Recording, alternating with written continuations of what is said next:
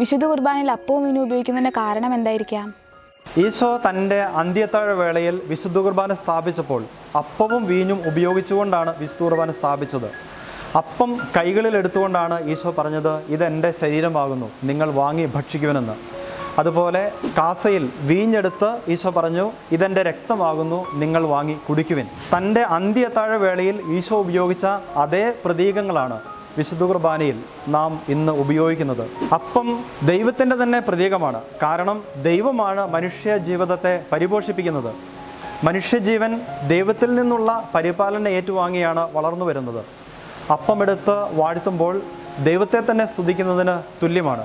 അതുപോലെ വീഞ്ഞ് യഹൂദ പെസഹ ആചരണ വേളയിൽ അവരുപയോഗിച്ചിരുന്ന ഏറ്റവും പ്രധാനപ്പെട്ട ഒരു പ്രതീകമായിരുന്നു. അത് മുന്തിരിയുടെ ഫലം, മനുഷ്യ അധ്വാനത്തിൻ്റെ ഫലം, മനുഷ്യജീവൻ ദൈവത്തിന് അർപ്പിക്കുന്നതിൻ്റെ പ്രതീകമായിരുന്നു. അപ്പവും വീഞ്ഞുമാണ് ഈശോ തൻ്റെ ശരീരവും രക്തവുമാക്കി മാറ്റുന്നത്.